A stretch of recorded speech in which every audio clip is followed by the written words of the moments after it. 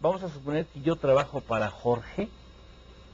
Jorge es mi patrón, pero decido, cuando me despiden, luego de despedido, en lugar de irme contra Jorge, que fue mi patrón, quien me pagaba quincena por quincena, decido demandar a Oscar.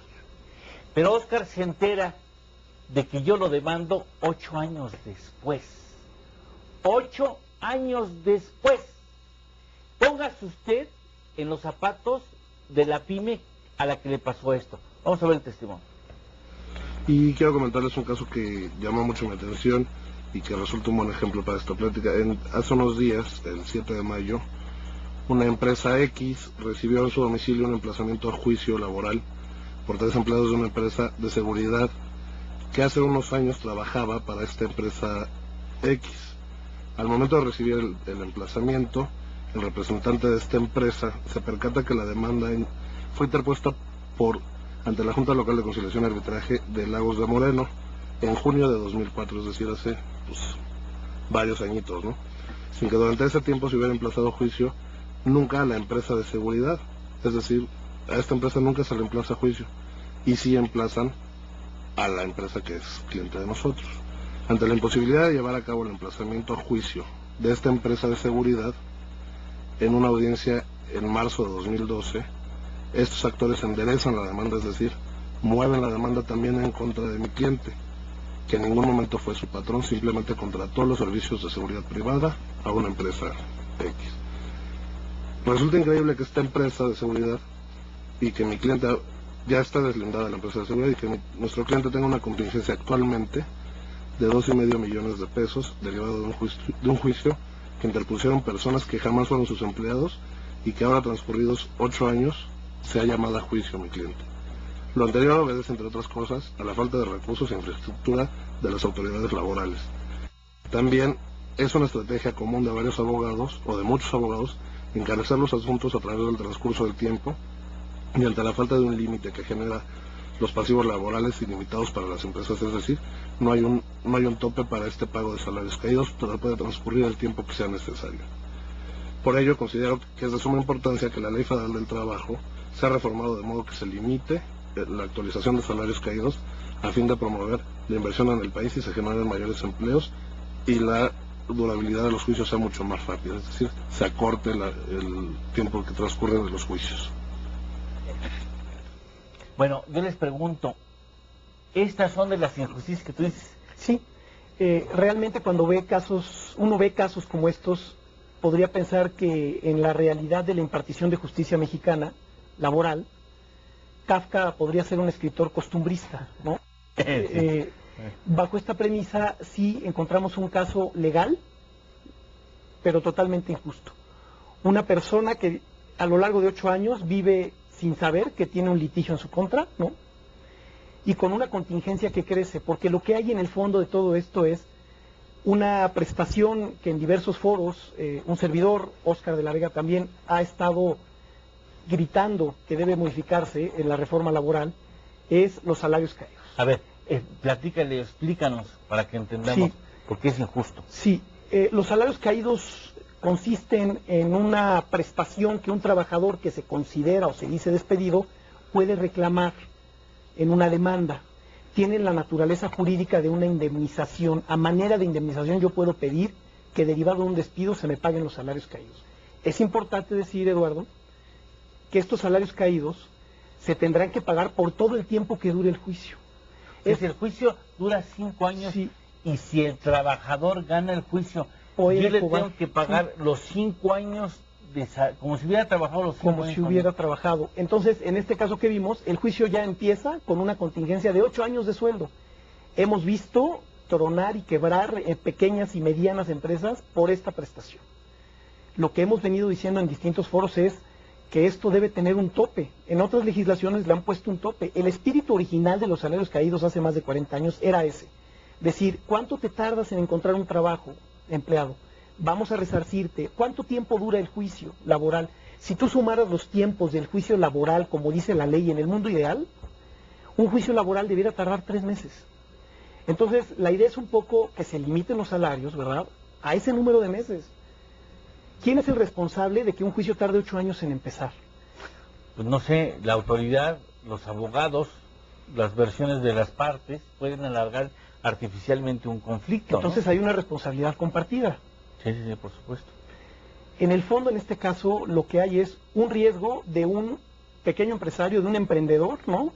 De estos hombres que son un poco románticos cuando empiezan un negocio, ¿no? Con mucha ilusión, que ya de origen, después de 8 años, que además es la curva de un pequeño negocio donde está empezando a lo mejor a poder sacar la cabeza, ya tiene 8 años de contingencia en un litigio. Oye, pero se vale, Oscar, se vale que te avisen 8. Es como decirte que tienes un hijo y te avisen alguien, oye, ¿sabes qué? Te presenta a tu hijo que ya va a la primaria, ¿no? Que va a entrar a la secundaria, hazte cargo de él. Perdón, me debes 8 años de colegiatura. ¿Qué pasó? ¿No? O sea, no es posible. No, mira, complementando un poco lo que dice Jorge, definitivamente es la suma de una serie de ingredientes, ¿no? Por una parte, la justicia laboral es la más desprotegida en México. No se ha querido invertir en modernizar la justicia laboral. Es que no hay computadoras, ¿no? En los años 70, hay procesadoras de palabras, sí, pero los expedientes siguen siendo físicos, o sea, siguen siendo papel, son toneladas de papel en la Junta de Conciliación y en las dos, tanto en la local como en la federal, tal vez un poco menos en la Junta Federal. Los procesos son tediosos, son largos, al personal no se le ha motivado, no se le ha capacitado, no hay la incorporación de mucha tecnología y hay un flujo importantísimo de juicios. En un estudio que hace la Junta Federal de Conciliación y Arbitraje, habla de que el promedio que duran los juicios ante la Junta de Conciliación y Arbitraje es de 38 meses. Esto es un promedio en donde ya hay una contingencia ahí existente y alguien tiene que pagar. Como lo apuntaba Jorge, el trabajador tiene dos acciones, o la reinstalación o la indemnización, es la reparación del daño que se le causa por el supuesto despido. Y eso es algo en nuestra legislación que está, y en nuestra Constitución así está establecido. El tiempo que dura el juicio es lo que deja de ganar, en teoría. Ese es el concepto legal o filosófico del beneficio de los salarios caídos. Esto es los perjuicios, lo que deja de ganar el trabajador durante el tiempo que dura el juicio. Pero no puede ser que la suma de la falta de infraestructura, la falta de profesionalismo, y algo que en México no se da, que es la corrupción, eso sí no existe en México, si lo sumamos en ese cóctel Molotov, pues lo que tenemos es el resultado de que la estrategia de la persona que en este caso está manifestando, representando a la parte actora, pues la estrategia es que tarde lo más que sea este asunto. Esto es, tardaron 8 años en notificar, en avisar, en empezar el juicio.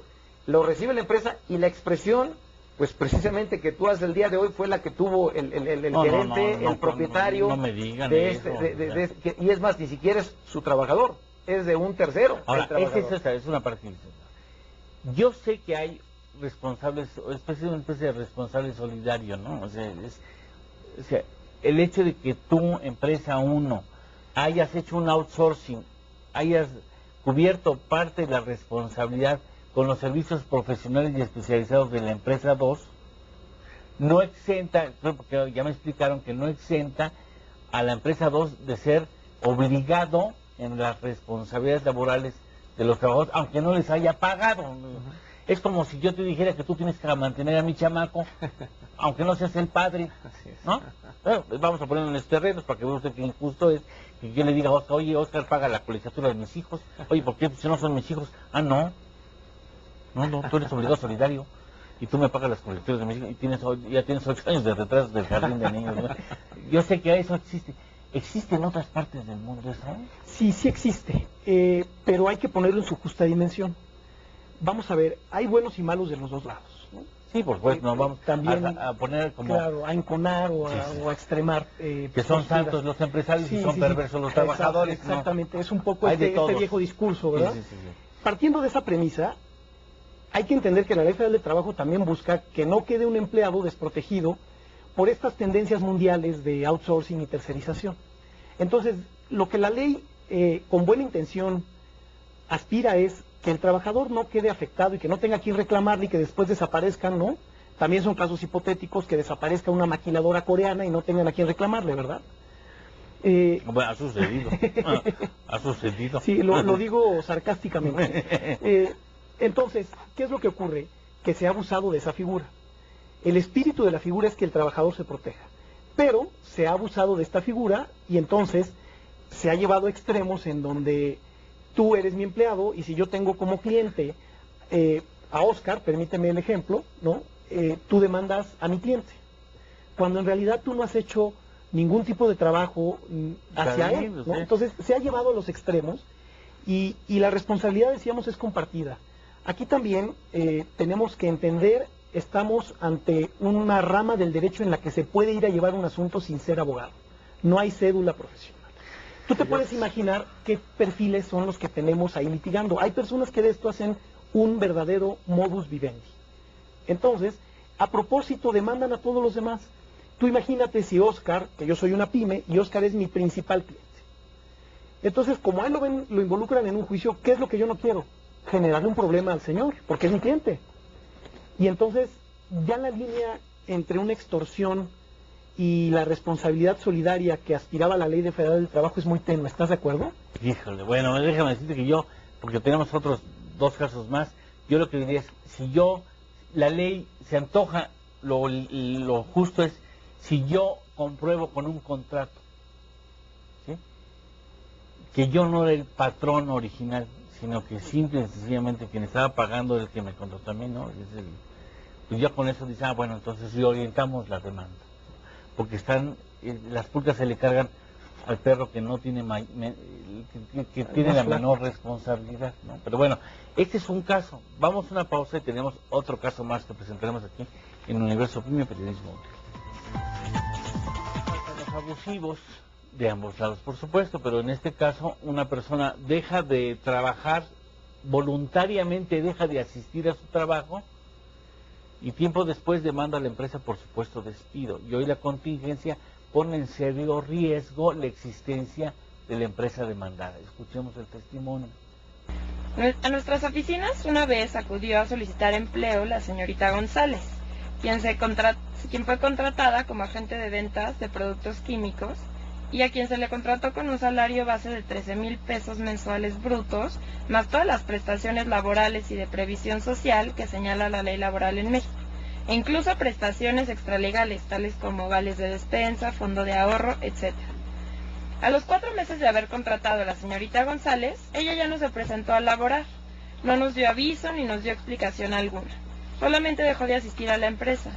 Después de 5 meses, por fin tuvimos noticias de la empleada. Pero ¿cuál fue nuestra sorpresa? Pues que nos llegó una notificación de un emplazamiento a juicio en el que la empresa que represento fue demandada por un despido injustificado por parte de la señorita González. En la notificación que recibimos por parte de la demandante, se le exige a la compañía la reinstalación en su trabajo, el pago de salarios caídos, de prestaciones laborales devengadas, etc. En caso de que la empresa se negara a la reinstalación, la denunciante exigía una indemnización constitucional, 20 días por cada año de servicios prestados, entre otras cosas. Asimismo, en dicha demanda, para el cálculo de los meses de salario, 20 días y salarios caídos, estaba señalando que contaba con un salario diario de 1,586 pesos, por lo que la contingencia económica derivada únicamente del cálculo de esos conceptos asciende al día de hoy a la cantidad de 1,858,449 pesos. La ley en sus términos actuales no solo contiene elementos que afecten la competitividad y productividad de las empresas, sobre todo de las pequeñas y medianas, sino que amenazan su existencia y así el bienestar y hasta los medios de subsistencia de millares de medianos, pequeños y microempresarios. Bueno, usted también se vale mentir, ¿no? Pareciera que los juicios laborales son los juicios de las mentiras. O sea, él deja de asistir. ¿Y hoy de qué tamaño es la contingencia, Oscar? Bueno, pues en el ejemplo que veíamos, o en el asunto que veíamos, son tres meses que trabaja esta persona en este centro de labores, en esta pequeña pyme, y pues decide demandarla. El asunto ya lleva varios años, según lo que se entiende, y ya la contingencia representan 3 o 4 años de salarios caídos por 3 meses que trabajó esta persona, es donde no existe esa congruencia.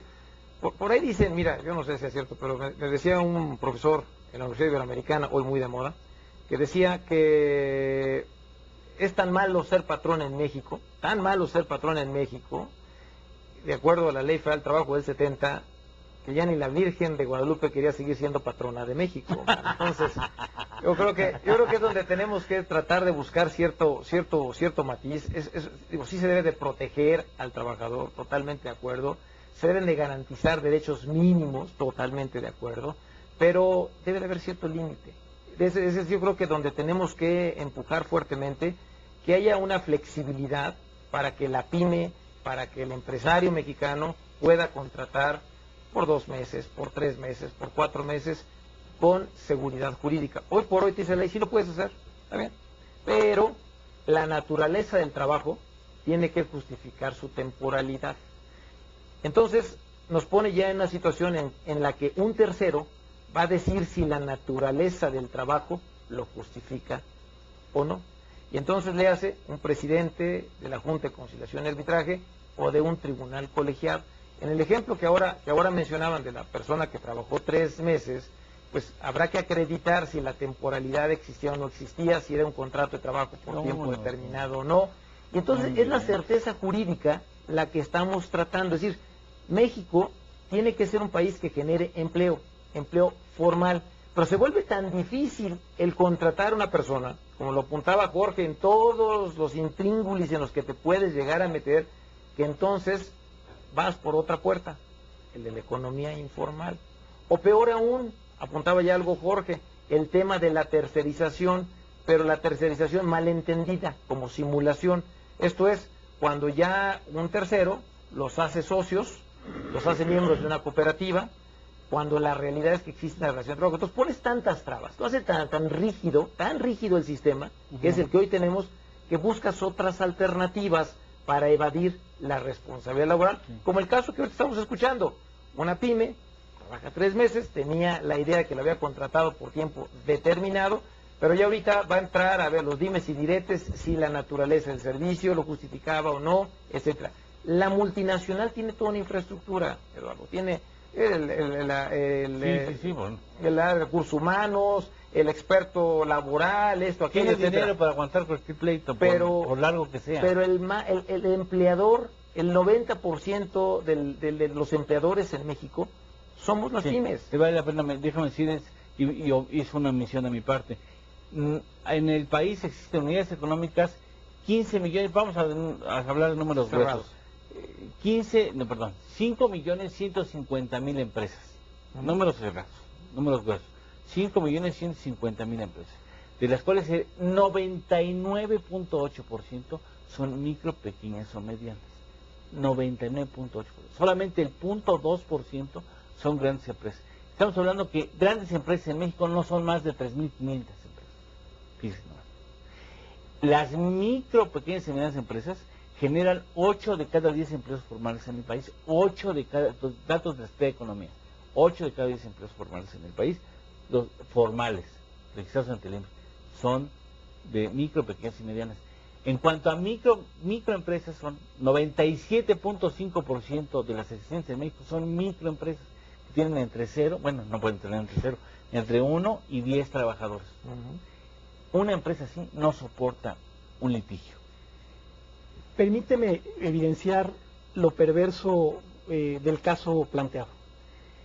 Si esta pequeña o mediana empresa hubiera decidido liquidar a este trabajador como si lo hubiera despedido, a lo mejor le hubiera costado, asumiendo un sueldo de 6,000 pesos mensuales, le hubiera costado 20,000 pesos.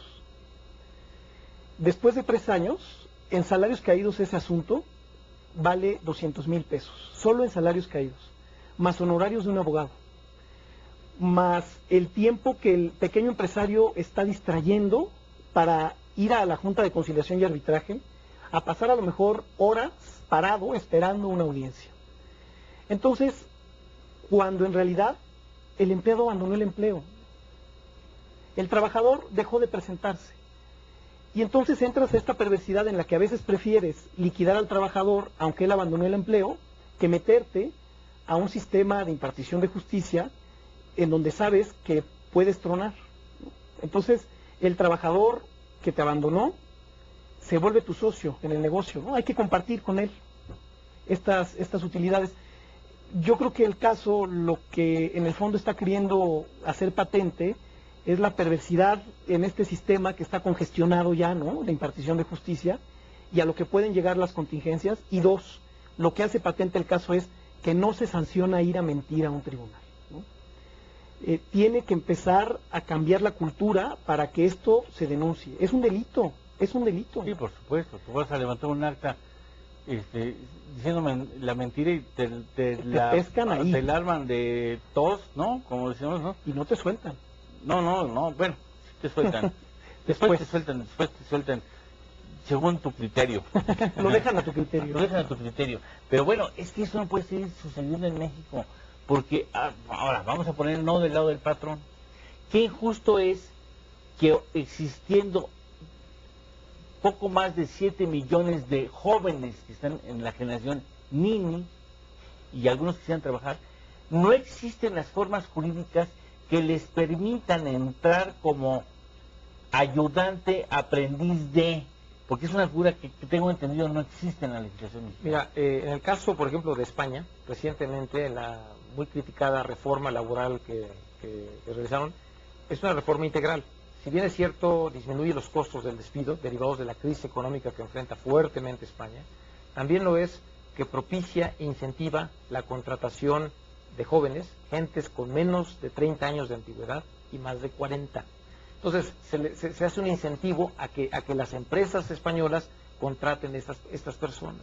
Entonces, en México, en la propuesta de reforma laboral, principalmente elaborada por el PAN, se hablaba del primer empleo, del contrato de aprendizaje, que existió en México en la ley de 1931. Pues en la época de Lázaro Cárdenas, más o menos. Más o menos. Más o menos, calles, Pero se abusó de él, se abusó de ese sistema, y entonces en la del 70 se extinguió totalmente esa figura, ¿no? Entonces ahora se trata de incorporar, porque es necesario permitir que el joven que está saliendo de las universidades adquiera cierta experiencia, sigue aprendiendo, porque muchas veces también, dicho sea de paso, los jóvenes que estamos contratando en las empresas, desafortunadamente, no traen la preparación que deberían de tener. Entonces tienes que suplir muchísimo esa capacitación. Pero si el empresario piensa que por contratar a esta persona va a generar o le genera una contingencia como la que está describiendo Jorge, ¿sabes qué? Pues mejor contrato uno que ya sepa, mano.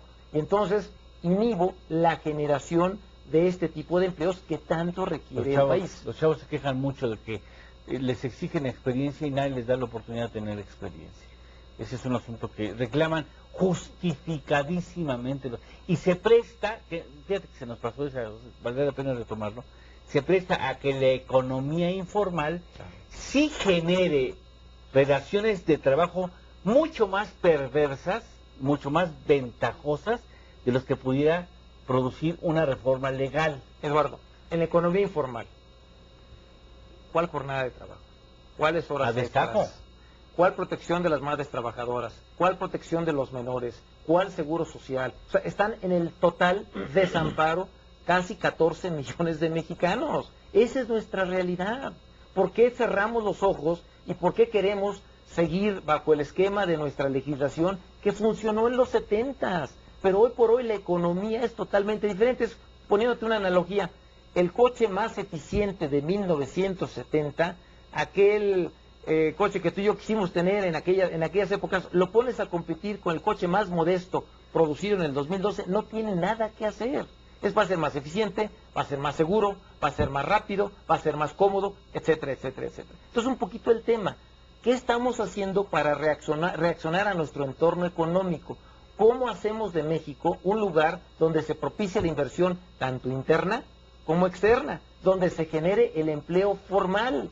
Porque nuevamente lo hacemos tan difícil, no nada más México, sino el resto de Latinoamérica. Es un fenómeno que se está dando en toda Latinoamérica. Pero bueno, hablemos por México, que estamos en este proceso y que urge una reforma, una actualización de la legislación laboral. Tenemos otro caso que vamos a presentar a ustedes después de una pausa, como tenemos aquí, haciendo un análisis de lo que en la realidad se ha traducido la ausencia de una reforma laboral que reconozca los patrones, las dinámicas empresariales y del trabajo actualmente, y la dinámica de la economía global, que exige a los países ser mucho más competitivos y flexibilizar sus legislaciones si quieren ingresar inversiones, que son las que finalmente generan empleo. Vamos a una pausa.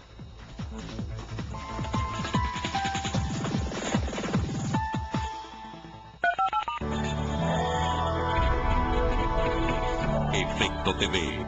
Dicen que una buena entrevista es la que pone a pensar intensamente a quienes la viven. Una presencia muy fuerte de Enrique Peña Nieto en espectaculares. Da la impresión de que, como se dice coloquialmente, les comieron el mandado. ¿Tú cuál es tu percepción en este momento? Roberto Rock es un periodista que realmente pone a pensar a sus invitados, sacando de ellos lo que realmente al público le interesa. La Silla Rota, lunes 10 de la noche por Efecto TV. Ante un buen show, nadie permanece indiferente. Este programa es tan importante para ustedes que lo toman como algo personal. Y nadie lo sabe mejor que Discovery Channel. Por eso ofrece programas que siempre te sorprenden. Punto de actualidad. Discovery por Efecto TV.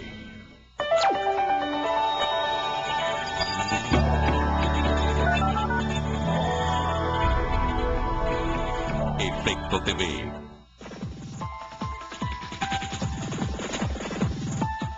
No, conforme va avanzando el programa yo estoy más deprimido, pero bueno. Es que bueno.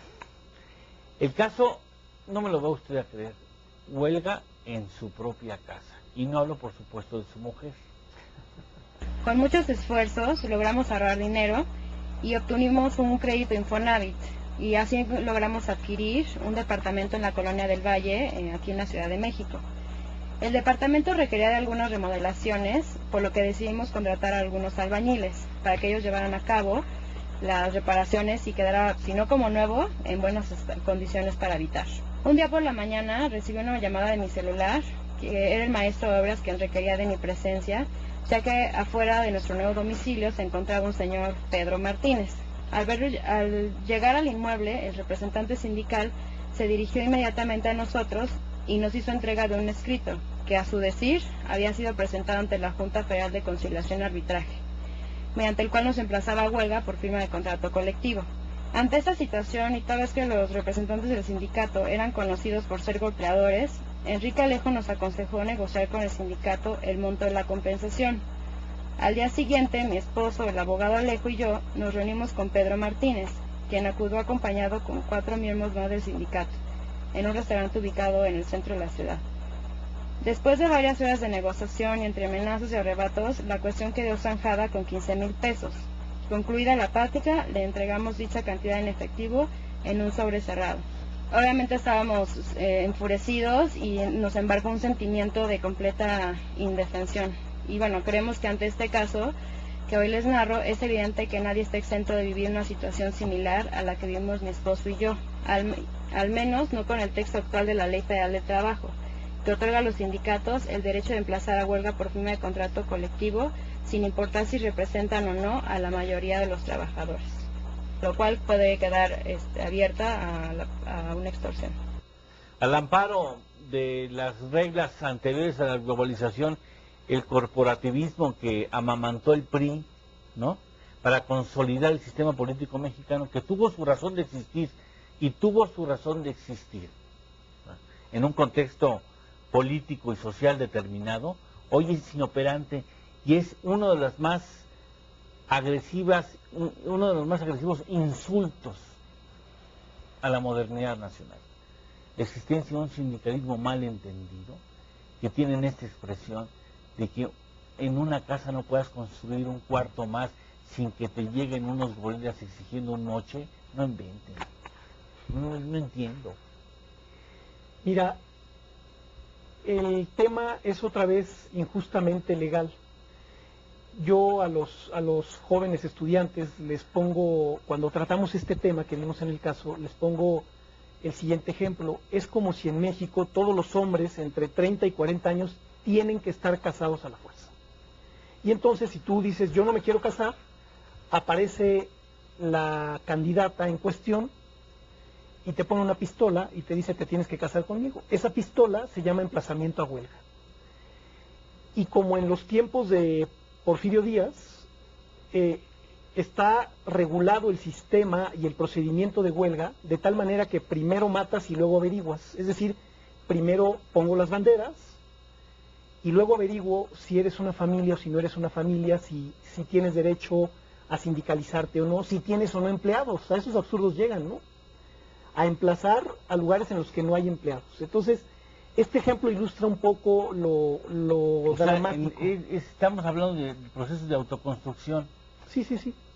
Alguien que decide... Hay gente que sabe echar el techo, ¿no? Claro, y hace su losa. O que no. O que se junta con su familia y entre la familia hacen la cimentación. ¿No? Hay mucha gente que ha hecho ejercicios de autoconstrucción, incluso hasta fomentado por la autoridad, ¿no? Así Vamos a es, echarle ganas, yo incentivado. pongo los materiales, yo les doy una capacitación y ustedes echan el techo, ¿no? Eso ha pasado en muchos estados, ¿no? Y que llegan unos tipos ahí diciendo, solo que nosotros somos representantes del sindicato. Y es una licencia, ¿no? Tienen una especie de patente de corso como en la época de los piratas, ¿no? No me digas. Es todo un tema. Yo creo que lo pusiste tú en el contexto. El año 70, 1968, una represión estudiantil fuertísima por parte del gobierno. El sector sindical corporativo no apoya el movimiento estudiantil, simplemente se queda a un lado, y como premio político se le da esta ley laboral que favorece no solamente al trabajador, sino a los dirigentes sindicales, al sindicalismo corporativo. Una de las premisas que se le otorgan, o los beneficios que se le otorgan al sindicato, es que pueda emplazar a huelga a quien quiera, sin necesidad de que haya acreditado previamente que tiene el apoyo, en el caso concreto, de los trabajadores quienes están laborando en esa construcción. Si estos señores que dicen ser miembros del sindicato dicen, tengo la mayoría de los trabajadores, me apoyan porque hay una serie de violaciones de seguridad, higiene, etcétera, pues se vale, bienvenido el tema, pero no es lo que está sucediendo en el país. Lo que está sucediendo en el país es que son emplazamientos a huelga, por directorio, y emplazan a cualquier empresa con el ánimo de chantajearlo. ¿Por qué? Porque lo permite la ley. La Junta de Conciliación y Arbitraje, desde que recibe el emplazamiento, atiende la audiencia de conciliación hasta que estalla la huelga, su función es únicamente mediadora, de conciliación. Siéntate usted, señor, siéntese con los señores del sindicato y arréglese con ellos. Más vale un mal arreglo que un buen pleito. Y entonces lo propician este tipo de arreglos en donde tienes necesariamente que sentarte porque la Junta no tiene la facultad legal para pedirle a estos señores que acrediten primero que tengan la representación de los trabajadores. Y si nos vamos un nivelito un poquito más arriba, a nivel institucional, la democracia sindical, bienvenida. El sindicalismo, bienvenido. Es necesario. Es necesario. Es necesario, pero el sindicalismo real. Es necesario. Pero hay 4 puntos en la legislación laboral que yo no conozco otra legislación en el país que lo tenga reglamentado en el texto jurídico. Primero, cláusula de exclusión por ingreso. Tú quieres entrar a trabajar con nosotros, tienes que afiliarte al sindicato. Si no te afilias al sindicato, no entras. Es como la ley de cámaras en su momento. Como la ley de cámaras Tenés en su que momento. afiliarte a fuerzas a la cámara. Número 2, cláusula de exclusión por separación. Tú renuncias al sindicato o el sindicato te expulsa, yo sindicato le puedo pedir al patrón que te echen fuera de la empresa. ¿Cuál democracia sindical? El trabajador no tiene la posibilidad de decir quiero o no estar. ¿Cuál es la propuesta de valor del sindicato para que yo sea sindicalizado? Entonces, por eso es que los sindicatos también se quedaron en la estructura de los 70s, cuando había una apuesta al sistema político existente en aquel momento en el país. Era un pilar toral del PRI, vamos a hablar con claro y transparente. Entonces, en este cambio de democracia, pues ya no sabe dónde jugar el sindicato y nos quedamos con un esquema sindical de aquel país.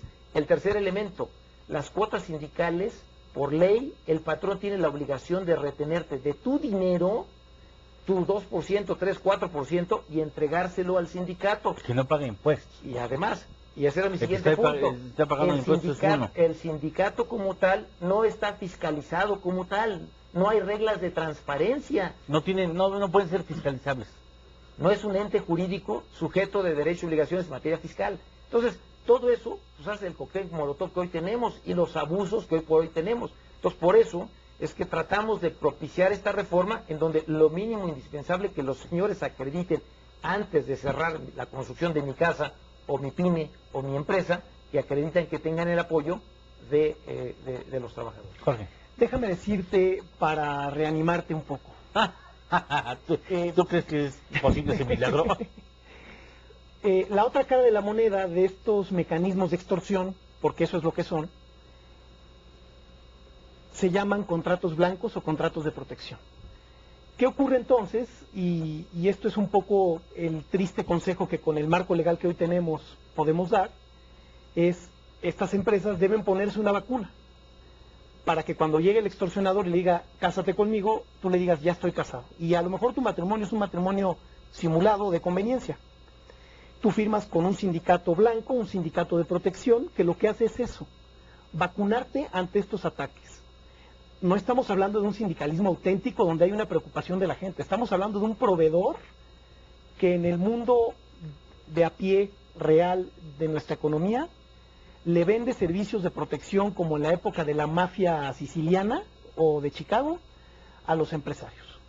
Y entonces esa vacuna rechaza estos emplazamientos a huelga, ¿no? Entonces sí es kafkiano. Pero tan mala la enfermedad como el remedio. Claro. Digo, o sea, al final del camino, nosotros en el país nos da tristeza la situación en la que estamos inmersos, pero imagínate tú al inversionista que está llegando a México, que pretendemos que venga de Alemania, No, de ya Estados se han ido Unidos. por eso, ¿eh?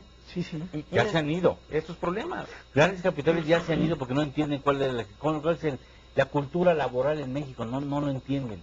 No lo entienden. Y hay cosas muy graves de delegaciones políticas en la capital, ya no digamos en Municipios municipio lejanos. escondido de Chiapas, no, Oaxaca, ¿no? Que tiene, parece que colecciona municipios, ¿no? No, estamos hablando de la ciudad capital.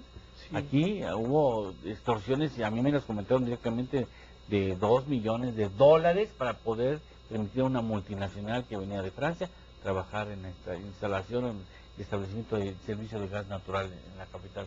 Sí, ellos no están República exentos. Mexicana, ¿no? O sea, eso ya tiene sus años, porque no le van a echar la culpa a Ebrard. Desafortunadamente yo me enteré tarde. No es de estos años. Pues, no. Vamos a una pausa. Después ya con las conclusiones, si la depresión lo permite, vamos a las conclusiones de este asunto.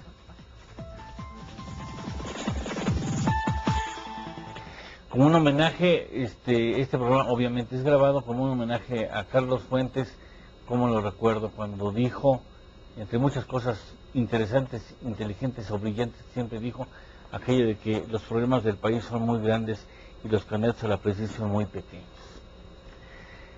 ¿Qué razón tenía? Y me han dejado ustedes profundamente deprimido. Jorge, conclusiones. Sí. Tomando esta idea del ahora inmortal Carlos Fuentes, siguiendo esta idea, déjame decirte cara a los procesos electorales que vivimos, un dato revelador. El 40% del electorado mexicano tiene 30 años o menos. Es decir, que gran parte de ellos es la primera vez que van a acudir a las urnas. Yo no he escuchado en las propuestas de los candidatos un enfoque, por ejemplo, de primer empleo y de contratación a los jóvenes. Ya no hables del interés nacional, han demostrado que no necesariamente es esa su prioridad. Hablemos de estrategia de campaña. Darle empleo a los jóvenes es una estrategia de campaña, es el 40% del electorado. Ahí tendría que haber una política y un punto valioso en la modificación de nuestra reforma laboral. Ese punto. Y a manera de corolario, ponerle un tope a los salarios caídos haría de este país otro país. Nada más esa parte. Con esas dos cosas, yo no pido más. Si me dejaras escoger, si me dejaras soñar, yo solo pediría esas dos cosas. Yo no sé por qué me deprimo, si por como está la cosa en el país, que para donde le veas hay cosas que hay que hacer urgentes y están las cosas muy mal, o si porque los candidatos que yo veo como ciudadano y con todo respeto a ellos, no les veo tamaños. O sea, es imposible que un periodista pueda hacer un diagnóstico más acertado que un candidato a la presidencia. Eso no habla bien de un periodista, habla muy mal de un candidato. O sea, que no se refieran a la economía informal, a la reforma laboral, a las condiciones que impone la economía informal. Eso es realmente preocupante. y sobre todo cuando algún candidato dice o promete que va a crear 6 o 7 millones de empleos nuevos sin las reformas estructurales, sin la reforma laboral. Simplemente no le veo cómo. A mí la verdad se me hace demagogia pura. Entonces, yo creo que en el debate se habla de las propuestas, se habla de lo que se ofrece, pero no de los cómo. Y yo creo que tenemos que, como sociedad civil, como expertos en la materia, como interesados en la materia, pues presionar a efecto de que se den los cómo. ¿Cómo vamos a llegar a crear, ya no digo los 7 millones, el millón de empleos que este país requiere? Pero empleos formales. El país requiere empleos bien pagados, formales, en donde haya una comunión entre las universidades y las empresas que hoy por hoy requieren de esta mano de obra, en donde el joven tenga la oportunidad de ingresar. Y no son ciencias ocultas. El Banco Mundial ha hecho sin número de estudios en donde dice una regla muy sencilla: a mayor flexibilidad de las legislaciones laborales, mayor empleo. A mayor rigidez de las legislaciones laborales, mayor empleo, pero informal. Entonces yo creo que la mecánica está ahí, el objetivo está ahí, y yo creo que es básicamente el exigir los cómo a los candidatos hoy por hoy a la presidencia de la República. O sea, sin reforma no habrá reactivación económica de la inversión nacional o extranjera. Seguimos con esta temperatura media, seguimos con el viento, simplemente seguimos en la situación actual. Es imposible. O podremos meterle galleta al asunto y realmente hacer de este país lo que debe de ser. Necesitamos reformas de fondo. Es un insulto a la inteligencia el pretender crear todos estos empleos sin reforma laboral. El próximo que llegue tiene la oportunidad histórica de ya meterle mano a esta legislación. Pero para ser equitativos, y sin que yo le vaya a ninguno, porque de veras, pues ni a cuál irle, ¿no? Decía un exgobernador que la caballada estaba flaca. No, pues aquí, ¿cuál caballada, no? Le digo, no le ven para donde le voltee, ¿no? Que es una gran decepción de quienes pensamos de que no encontramos sustancia, liderazgo, tamaño, o por lo menos temple, capacidad de llegar a ser un estadista, hombre y mujer, porque ya en descargo de los 7 millones, alguien que dice que van a desaparecer las cuotas obreras patronales. Entonces de repente dices, entonces ¿cómo le va a hacer el seguro social? Y ese boquete, ¿cómo lo vamos a llenar? Y el Infonavit, ¿cómo le va a hacer? O sea, ¿sí me entiendes? Cuando lo que hay que hacer es, al contrario, incrementar la aportación del trabajador, porque tienes un problema que tampoco pasa por la mente de los candidatos, es qué vamos a hacer con el pasivo laboral que tiene este país. Así es. Es una bomba de tiempo. Las pensiones. O, y en otro terreno, la diabetes. Nada más digo, ¿en qué problema financiero va a poner al Estado mexicano, al gobierno federal, el asunto de la diabetes en gran parte de la población? Un problemón financiero, ¿no es cierto? Realmente los cómo. Ambas afirmaciones, hombre, es música para los oídos de todo el mundo. 7 millones, hombre, perfecto. ¿Cómo? O de reducir el costo laboral para crear más empleo, música para los oídos. ¿Cómo? Entonces, yo creo que es ahí donde tenemos que pensar, ser mucho más analíticos, no solamente de qué es lo que proponen, sino cómo piensan llegar por lo pronto, a eso. Imposible pensar en salvar y motivar, incentivar el trayecto económico nacional sin una reforma laboral. Sin una reforma laboral. Totalmente de acuerdo. Es un costo político que tendrá que tener. Así es. Cualquiera de los candidatos que hoy por hoy compiten. Han sido ustedes muy amables en venirnos a deprimir a nuestros hogares. No, es que de veras, no, qué tristeza. Crecimos amando profundamente esta nación y nos entristece profundamente también que tengamos una realidad tan preocupante, tan delicada, tan grave, ¿no? Así es. Muchas gracias. Gracias por la invitación. Esperemos que el iluminado que gane la presidencia de la República o la iluminada sean capaces, de entender que nos guste o no nos guste, son situaciones que tenemos que aprender a cambiar, como muchas otras cosas, porque también está la reforma educativa, ¿no? Porque las universidades van por un lado, el sistema económico va por el otro, la impartición de justicia, la corrupción, el combate a la corrupción. Estamos hablando de la reforma hacendaria, la reforma fiscal que nos vienen prometiendo desde hace 25 años y no se hace nada. Cada día es más complicado pagar impuestos, ¿no?